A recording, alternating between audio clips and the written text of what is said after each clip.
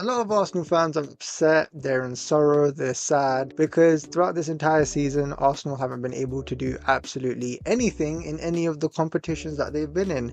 They haven't been in the title race, they haven't been able to do anything in the Carabao Cup, they got knocked out early in the FA Cup, and in the Champions League, they have failed to get something against PSG. And PSG are in the final, in which congratulations to them yet again.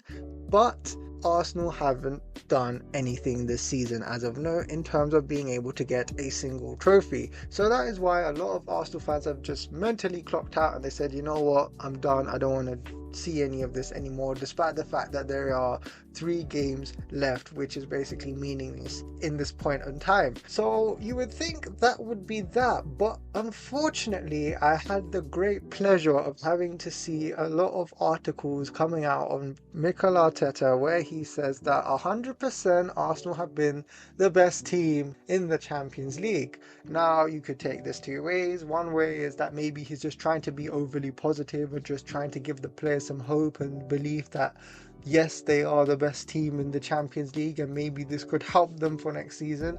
But the realist in me looks at that statement and says, no, no chance. If you were the best team in the Champions League, then we would see Arsenal going on to win the Champions League. Yeah, you could have great teams on paper. Real Madrid are a great team on paper. They have superstars in every single position, you would say.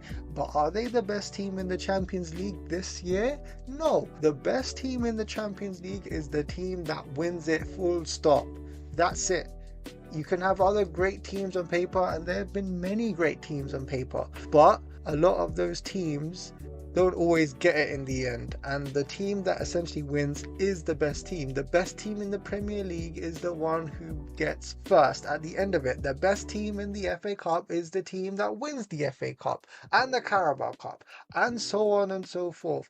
So I really don't know why Mikel Arteta did this among himself to make that comment. It wasn't the smartest thing to do, and there's been a lot of articles berating him for it. And you know what? If there are people calling him delusional and stuff at this point, then there's nothing that I can really say with regards to that, because these guys did it to themselves. I've already talked about so many mistakes that Arsenal has made throughout this entire season, whether it's on the pitch or whether it's off the pitch, whether it's in the transfer window, whether it's the management of players with their injuries, so many things that have happened. And with Mikel Arteta's comments, I was annoyed before the comments because of the way Arsenal played and the way that Arsenal have been performing throughout this entire season. But now I'm just angry because what the hell? I don't need to hear these stupid comments about Arsenal being the best team in the Champions League and having this much XG. What was it? 5-goal XG or something like that. I don't mean to sound very rude, but who the hell cares? It doesn't matter about what statistics you want to throw in people's faces. This XG, this many corners, this many throw-ins, these many dribbles. The only statistic that really matters is the scoreline. How many goals did you score? How many goals did they score? Did you manage to concede less goals than the other team? And that's that. And did you win the game? That's all that it comes down to. That's all football is, essentially. When it comes to looking at all these crazy stats and this and that, yeah, you could talk about 5xG, but no one is going to care, because at this point in time, people care about the result and whether you are able to win the trophy in the end.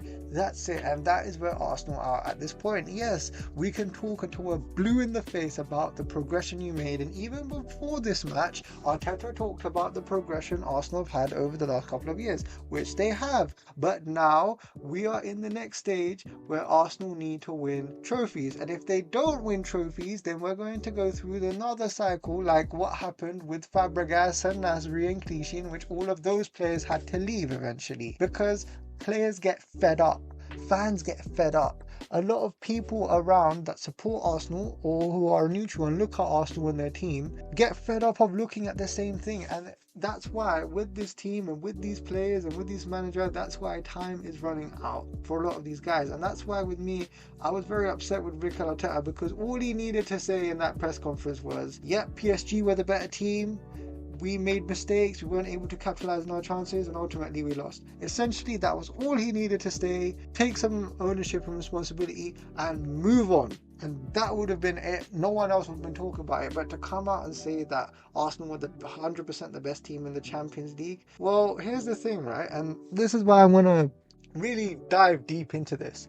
You see, teams that win the Champions League, you have to look at some of the common traits about them, how they get to that stage, and what is it about them that allows them to get that trophy in the very end. And that is a winning culture. And what instills a winning culture? A winning culture comes from the fact of your team being able to win trophies, any sort of trophies. It could be the Carabao Cup, the FA Cup, the Premier League. See, football can sometimes be in stages. You need to win these trophies so you know what it takes to win. That is the whole point of football or sport in itself. To get to having that winning mentality, you need to win these trophies. And by knowing how to win these trophies, eventually you get to a point where you say, yeah, that's when you can get the big one.